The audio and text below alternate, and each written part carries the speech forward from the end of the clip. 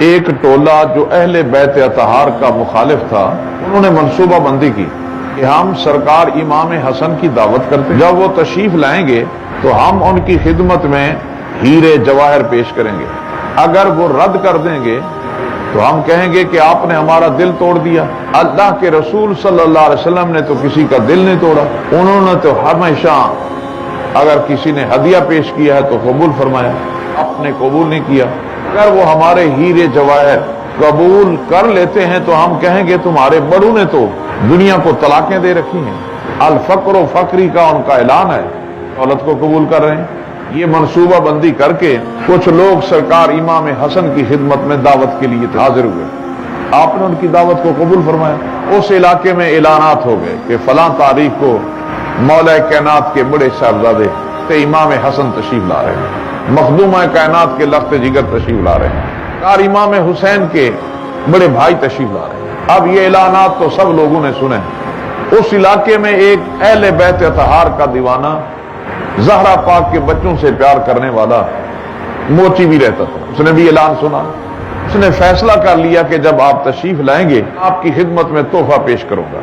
اب اس نے وہ تحفہ کیا تھا، اس نے چمڑا خریدا، صاف ستھرا کیا، تلا خریدا اور آپ کا جوڑا بنانا شروع کر دیا۔ جوڑا کیسے بناتا ہے وہ؟ اس کی عقیدت کی انتہا، وضو کرتا ہے، ہر ٹانکے پہ 2 نفل پڑتا ہے کہ یہ عام جوڑا نہیں، یہ زہرا پاک کے بچوں کا جوڑا ہے، اللہ کائنات کے شہزادے کا جوڑا ہے، جنتی جوانوں کے سردار کا جوڑا ہے۔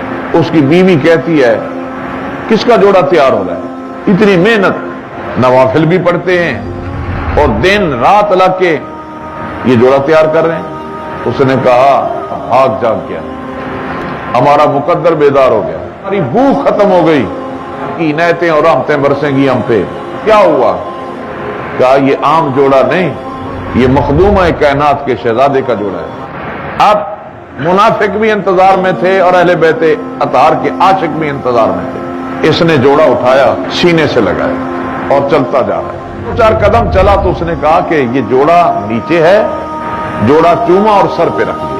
اعلی حضرت فرماتے ہیں سر پہ رکھنے کو جو مل جائے نال پاک حضور تو ہم کہیں کہ ہاں تاجدار ہم بھی ہیں۔ جنتی جوانوں کے سردار کا جوڑا جا رہا ہے، محفل لگی ہوئی ہے، یہ موچی بھی وہاں پہنچ گیا۔ سرکار امام حسن تشریف لائے، بڑے ولولے سے استقبال کیا۔ تو اب وہ منافق جو کھڑے تھے انہوں نے ہیرے جواہر کا تھال پیش کیا۔ سرکار امام حسن نے خود نہیں وصول کیا، اپنے اس موچی کی طرف اشارہ کیا، فرمایا تم ادھر کیا کر رہے ہو، میرے پاس آؤ، جو تو نے مزدوری اور محنت کی ہے لو، پہلے اس کا اجر لو۔ تھال کو ہاتھ بھی نہیں لگایا اور قبول بھی کر لیا۔ اب وہ کیا کہہ سکتے تھے؟ منافق لاجواب ہو گئے۔ تو وہ تھال لے کے چل پڑا۔ آپ نے فرمایا ٹھہرو ٹھہرو، ادھر آؤ، کیا یہ تیرے لیے کافی ہے؟ ہم تو اس سے علاوہ بھی دینا چاہتے تھے تاکہ سب کو پتا چلے کہ نبی کا گھرانہ جسے دیتا ہے پھر وہ کسی اور در پہ جانے کے قابل ہی نہیں رہتا۔ اس نے وہ تھال ایک سائڈ پہ رکھا، امام حسن کے قدموں پہ اپنے دونوں ہاتھ رکھ دیے، کہا سرکار سرداروں کا جوڑا سیا ہے، پھر ایسا عطا کریں کہ پھر آئندہ کسی کمی کا جوڑا سینا نہ پڑے۔ آپ نے فرمایا جاؤ، ہم تجھے تیری 7 پشتوں تک جنت بھی عطا کرتے ہیں۔ جب وہ واپس پلٹنے لگا تو پھر کہا ادھر آؤ ادھر آؤ، اپنی اہلیہ سے سلام کہنا اور کہنا جو تو کرتی رہی ہے ہم اس سے راضی ہیں۔ اسے نہیں خبر کہ وہ کیا کرتی رہی ہے۔ بڑا خوشی خوشی واپس پلٹا۔ جب گھر گیا اس کی اہلیہ انتظار کر رہی تھی، سخی ماں کے سخی بیٹے نے کیا عطا کیا ہے؟ اس نے کہا 7 پشتوں تک بھوک بھی گئی اور جہنم بھی گئی، جنتی کر دیا، مالا مال کر دیا، دین دنیا اور آخرت کی ساری نعمتیں عطا کر دی۔ اچھا چل یہ بات تو چھوڑ، تو بتا کہ تو کیا کرتی رہی ہے کہ مولا کائنات کے شہزادے تجھ پہ راضی تھے؟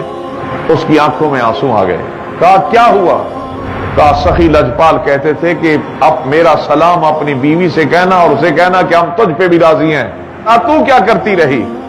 کہا میرے سرتاج جب تو سو جاتا تھا، تھکا ہوتا تھا، میں جوڑا اٹھاتی، کبھی چومتی، کبھی آنکھوں سے لگاتی، کبھی سر پہ رکھتی کہ مخدومہ کائنات کے شہزادے کا جوڑا میرے گھر میں۔ جو نسبتوں کا خیال کرتے ہیں، یہ نسبتیں تو وہ ہیں نا جن کا تعلق مصطفیٰ کریم سے ہے، میرے نبی کے گھرانے سے ہے۔ یہ خدا کا گھر، اس کا تعلق تو خدا سے، قرآن کریم اس کا تعلق تو خدا سے ہے۔ جو بندہ خدا اور پیارے مصطفیٰ کی نسبتوں کو قبول کر لیتا ہے، قرآن پاک فرماتا ہے وَمَن يُعَظِّمْ شَعَائِرَ اللَّهِ فَإِنَّهَا مِن تَقْوَى الْقُلُوبِ، جو اللہ کی نشانیوں کی تعظیم کرتا ہے وہ دل کا متقی ہو جاتا ہے۔